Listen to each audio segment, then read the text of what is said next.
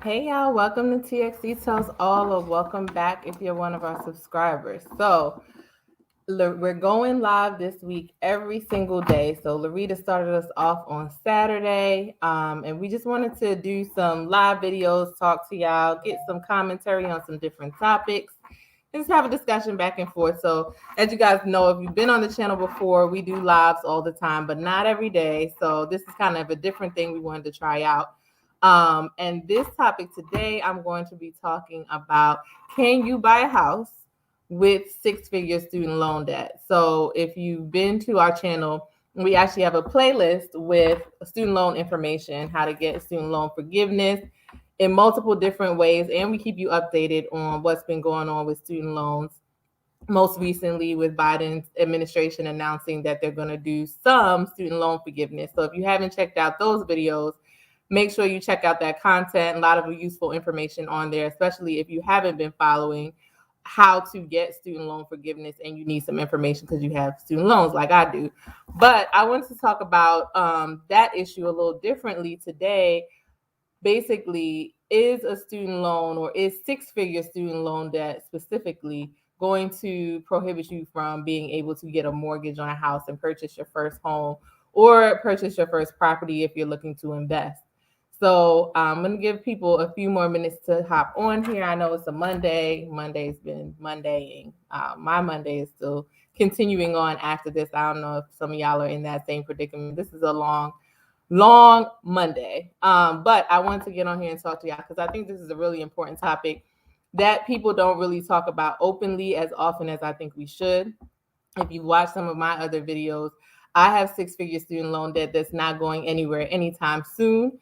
I'm on an income-based repayment program, which does give you some hope that after paying on your loans for 25 years, you're going to get the rest, if there's anything left, forgiven.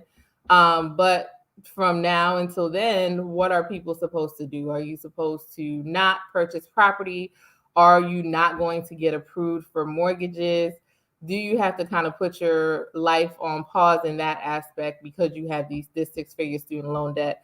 I went to law school, so did Larita. So a lot of people with these higher education degrees have six-figure student loan debt. Lawyers, doctors, even people who have went to college to get their master's degree.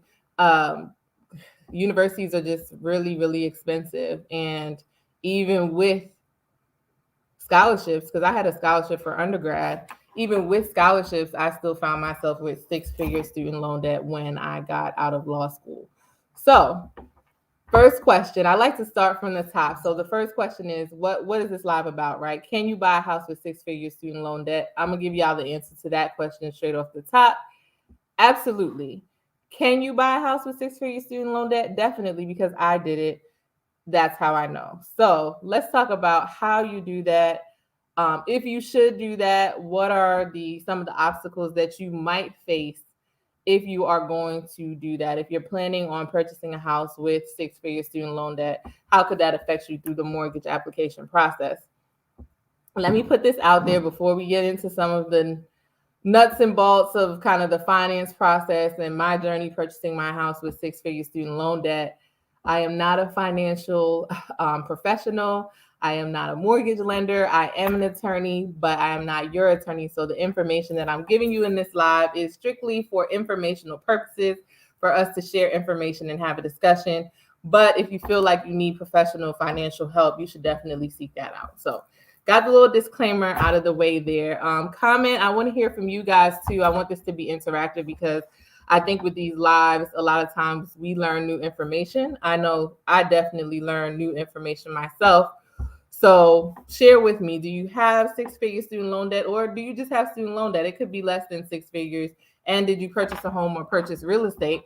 Share with me, share with our viewers how that affected you. So one of the most important things, or one of the things that goes through people's mind when they're going to go through the home buying process, is your credit score, right? Because you think the mortgage lender, that's one of the top things they're going to be looking at to evaluate if you are ready to purchase a home, if you are financially stable enough to purchase a home. Now, having debt, if you know anything about credit, just the basics, having debt can affect your credit score. Do you have too much debt? compared to the amount of income that you have coming in each month or each year. So the first thing I want to kind of talk about is, how does your student loans affect your credit score? I can tell you from personal experience, the most that I've negatively affected my credit score was not from my student loans. So when my credit score took a dive, it was from over usage of credit cards, retail credit cards, bank credit cards, that I just was not paying the minimum balance and not keeping my statement balances down or paying my statement balances in full. My issues with credit was not because of my student loans, even though I carry six-figure student loan debt.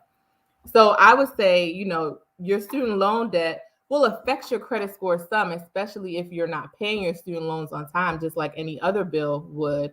But I've had a credit score as high as 780 with six-figure student loan debt. So that just gives you like a real concrete picture of, you can have great credit and still carry six-figure student loan debt. The most important thing for me was to be making my payments and making them on time. So I would say one of the most important things is, don't put your head in the sand. Yes, six-figure student loan debt is a lot, and it can feel overwhelming. Like, what am I supposed to do with this? I've gotten out of law school. I'm not making as much money as I thought, or I've got my master's in this field. I'm not making as much money as I thought, or I don't even have a job yet, so I'm just going to ignore these student loans. That is not a good idea. Do not ignore your student loans. You want to make sure that you are coming up with a plan, even if it's a long-term plan. Please, Law Firm said, can everyone see my message? Yes, we can. Thank you for joining us. And comment, we're talking basically now about credit scores. If you just hopped in, we're talking about how student loans can affect your credit scores. And I was saying, I've had a credit score as high as a 780, even with six-figure student loan debt. So don't get discouraged. Come up with a plan. I have Nelnet and I have Navient that service my student loans. When I was making a lot less money, I would call them consistently. Anytime my income changed, I would call them, let them know income changes, circumstances changed, and make sure that I had at least a monthly student loan payment that I could handle. Now, it wasn't great. I can tell you that there was a time where I was paying $1,200 a month in student loans. That is a mortgage for some people. But because I had a really, really strict budget, I was able to do that until some of my circumstances changed and I was able to get that reduced.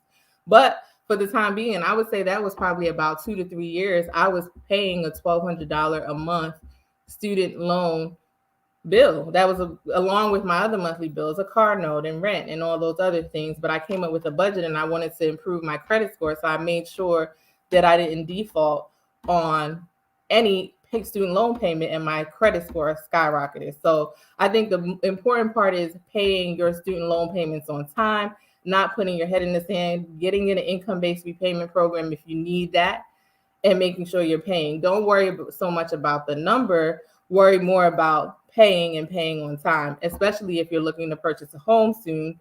You want to show the mortgage lender that you're able to pay your bills, including your student loans. So a lot of people will ask me like, well, you have six-figure student loan debt. Aren't you working aggressively to pay that down and putting every single morsel of extra money you can into your student loan debt? Absolutely not. And, I guess the question here is, why am I not? I'm concerned about my student loan debt, but why am I not so worried about student loan debt? And it's for several different reasons. And I think it's from experience too, right? I was able to buy a car. I mean, I've been able to buy more than one car. I've been able to buy the house I wanted. I've been able to start businesses. I've invested in stocks and retirement plans, all of that with six-figure student loan debt. So I think the realization for me, going through my career after law school and seeing the amount of student loan debt that I had once I was finished with my education, the realization for me was, I can still do things. Like, as long as I am financially responsible from here on out, budget my money and don't overextend, I will be able to still do the things that I want to do, which includes purchasing property and investing and, even buying nice things and paying my bills down. So I think that is the reason why the student loan debt, the six-figure student loan debt. Now that I'm a little older, I've been out of school since 2011. So it's been about 10, 11 years that I've been dealing with this six-figure student loan debt, and I've still been able to do a lot of things for myself financially. So I say all that to say, if you are like me and you have six-figure student loan debt, maybe you're just coming out of school and you're really, really concerned, work it out. You can work it out. I am living proof that you can work it out step by step by step. Is student loan debt good debt or bad debt? You may have heard that term about that certain debt being bad debt, certain debt being good debt. Student loans are considered good debt. Now, some people might say there is no good debt. You just want to have no debt altogether. Preferably, I would love to have no debt at all, but that's not my reality. So I have these student loans, but student loans are considered good debt. Equifax, I read an article on Equifax, and they explained that student loans usually carry lower interest rates than, let's say, a personal loan. So that's why student loans can be considered good debt. Another question I've got a lot is, will a regular bank approve me for a mortgage if I have six-figure student loan debt? Absolutely. I know many people who have gotten approved by a regular bank for a mortgage with six-figure student loan debt, including me. Now, I was originally approved for my mortgage through Bank of America, but in full disclosure, I did do a program called NACA, the Neighborhood Assistance Corporation of America. I did purchase my house through that program. So even though the mortgage lender was Bank of America at the time, it was a mortgage assistance program that I purchased my home through. Now, they don't pay your mortgage or anything. They just kind of help you navigate the mortgage application process. If you haven't watched my video on purchasing a home through NACA, I would highly recommend, if you are a first-time home buyer, that you go back through our videos and watch that, because I go through step by step how helpful NACA was, because I had this six-figure student loan debt, and this was my first time purchasing property, and I really didn't know how it was going to affect me. So NACA is a good thing. Now, do you have to have down payment assistance or go through that type of program if you have six-figure student loan debt? Absolutely not. You don't have to. You can go straight through to a mortgage lender, to a bank, or do something like Rocket Mortgage. I know people with six-figure student loan debt who did that as well. But I chose to do NACA because you do not have to put a down payment with NACA, and you do not have to, you don't have to do a down payment, and you can purchase your interest rate down, which they help you through that process. They also don't allow you to have a mortgage that is higher than what you could actually really afford. So they really sit down with you. You have a mortgage counselor, and they look at your income, they look at your debt, and they will not approve you for a loan that they don't think you could very, very comfortably afford. So I would say, if you have six-figure student loan debt, that would be something that you really, really want to look into, not because you have to have it, but just because it could be helpful. Now, another question I get is, okay, you have six-figure student loan debt. What's your debt to income ratio? Like, isn't that something that banks look at when they're going to approve you for a mortgage? And that's true. DTI, or debt to income ratio, is something that banks will look at. And if that's new to you, debt to income ratio is basically a ratio where they take your monthly debt payments and look at your gross monthly income and come up with a percentage. So I'll give you an example, and I'm going to read it out so we make sure we get the math right. So they're looking at, let's say, let's just use me as an example. Tracy has a car loan of $500. Her rent is $1,500. Her student loan payment is $1,200, which was actually my real student loan payment. She has other debt and credit card bills or whatever, $200, and her gross monthly income is $6,000. So what you do to get your debt to income ratio is you add all the car loan, the rent, the student loan, and your other debt up, and then you divide it by the gross monthly income, which was $6,000. You turn that into a percentage, and that would be 34% in that scenario. So in that scenario, that person, my Tracy's debt to income ratio would be 34%.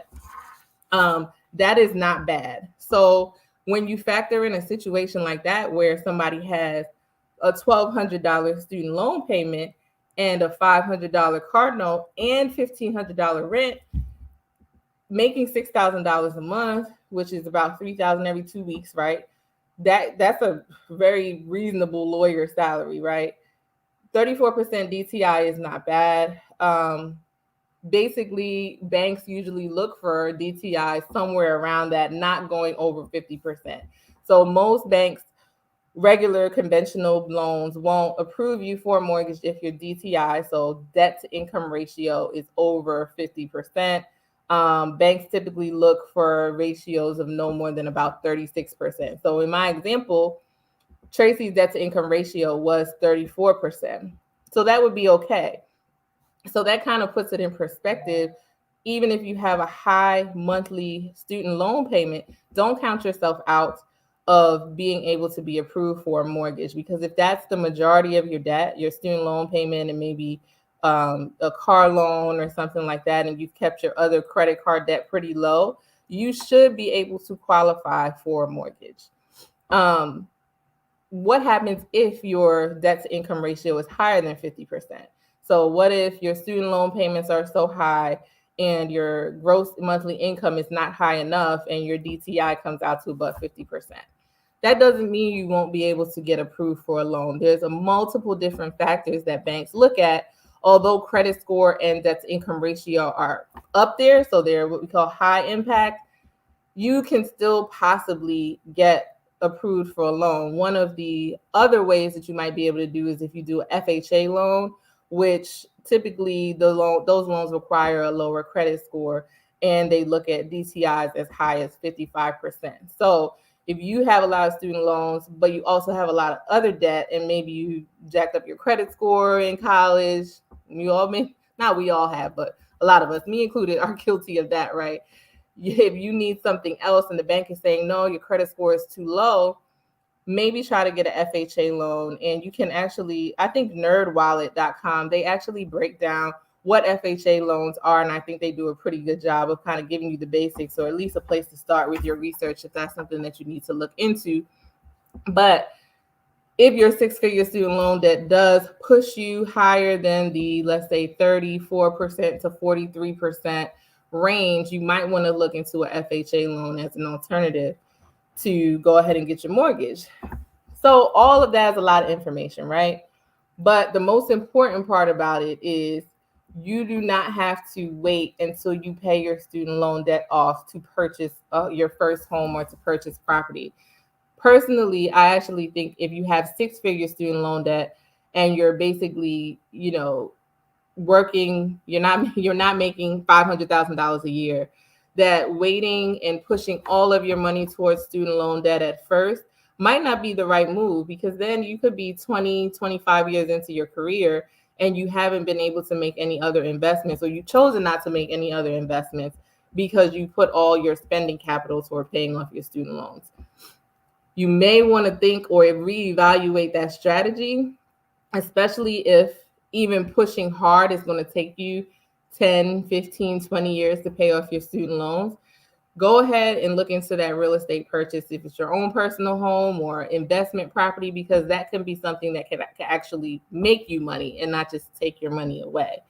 So like I said, I'm not a financial professional, so you always want to evaluate and talk to people and maybe hire your own financial professional if you think that's necessary. But I am living proof that you can have six-figure student loan debt and still purchase a home. So if anybody is telling you that that's not true, they just don't know what they're talking about, because I actually did it. And I think it's always, important to hear from people who actually may be in your same circumstance. So back when we purchased our home in 2017, we had six-figure student loan debt. My husband is an attorney as well. So we had six-figure student loan debt, and we were still able to do it with honestly out that much difficulty. We had to pay down some of our credit cards, but other than that, we were able to work through the NACA process and purchase our home. So a couple things to recap. If you're looking to purchase a home, check out NACA, especially if you're a first-time home buyer. I think it's a great program, and check out my video on that.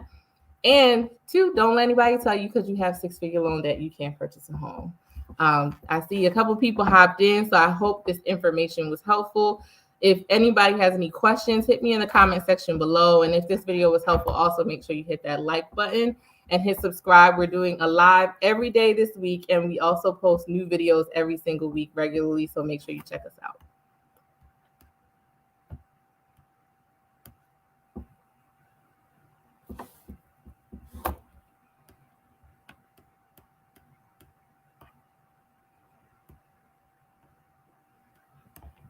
I think I'm still on live, y'all. Don't know why it's not ending, but I'm about to hop out of here.